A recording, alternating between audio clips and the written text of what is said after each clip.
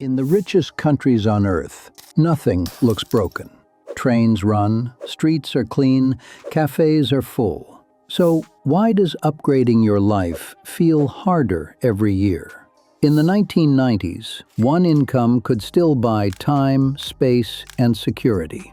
Today, two incomes often buy stability, not progress. This isn't a collapse. The engine didn't fail.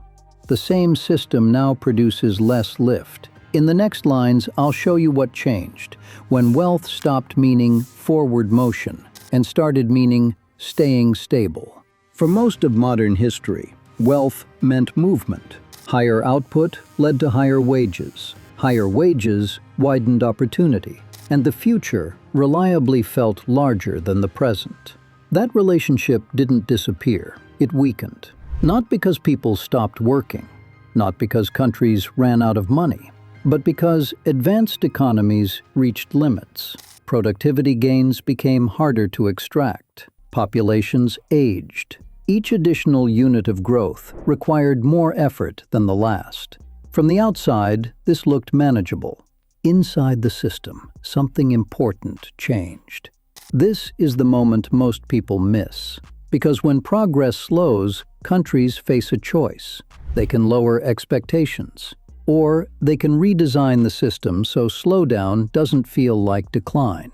Almost all choose the second. This is where wealth quietly changes definition. It stops being something you expand and becomes something you manage. The engine is no longer upgraded, it's insulated. When growth slows, governments don't shut the engine off. They keep it running. They just change how it's powered. The first adjustment is debt. Debt lets the engine run hotter than it should. It borrows energy from the future to keep the present moving. Services continue. Budgets hold. Nothing seizes up. But the engine isn't getting stronger. It's being pushed harder. Debt doesn't repair a weakening engine. It keeps it turning past its safe limits. And for a while, that works. The second adjustment is transfers. When wages stop pulling forward, shock absorbers take the load. Benefits, credits, subsidies. They don't increase speed. They reduce vibration. They prevent the ride from feeling rough, even as forward motion slows. Next come services, healthcare, pensions, guarantees. These don't move the engine. They quiet the cabin. Fear drops. Stability rises. But stability is not acceleration.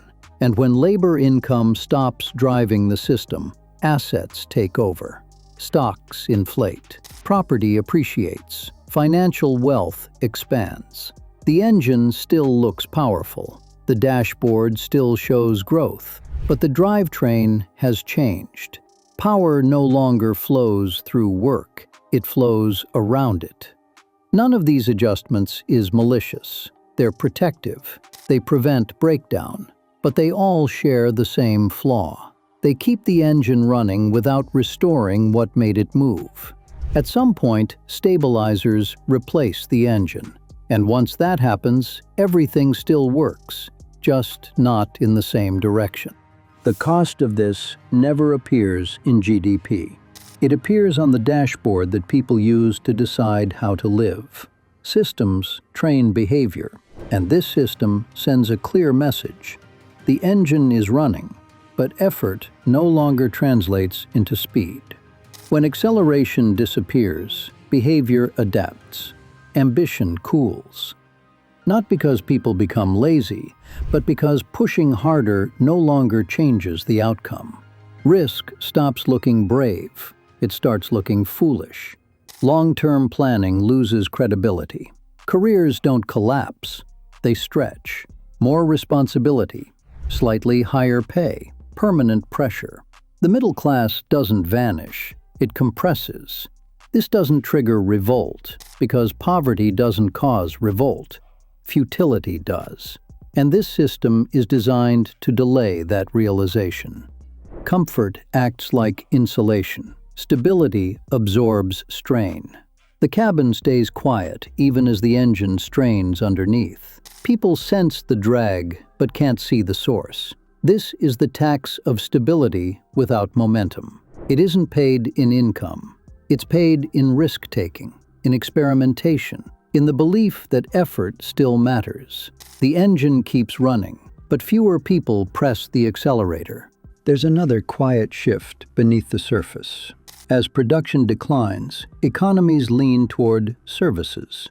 Services matter, but they don't anchor broad regional growth the way production once did. Factories created gravity. Services concentrate.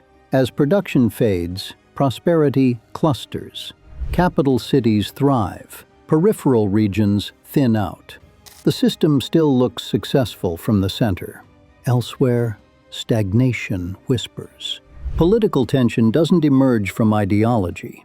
It emerges from distances. Economic distance. When growth clusters, the stabilizers hold, but only in some places. Now add demographics. Aging populations require more care, more guarantees, more stability. Fewer workers must support more dependents. This isn't mismanagement, it's arithmetic. As dependency rises, maintaining the system grows more expensive. Adjustment becomes harder. Delay becomes tempting. Borrowing buys time. And pressure compounds quietly. Stability becomes more costly when the engine no longer scales. There is one group that reads systems early. Highly mobile talent. When opportunity compresses, they leave. Not emotionally, rationally. Countries remain culturally rich while becoming economically slower. They educate talent, then export it. The system continues to function, but its capacity to renew weakens. The engine still runs, but fewer people are willing to fuel it. France is not the exception. It's the preview. Many advanced economies now share the same conditions. Aging populations, debt-supported stability, asset growth over wage growth, resistance to structural change. The illusion of wealth isn't deception, it's delay.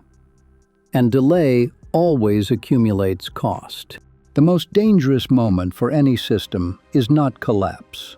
It's comfort without momentum. Because engines don't fail loudly. They fade, they idle, they strain. They keep running right up until they can't pull forward anymore. So here's the real question.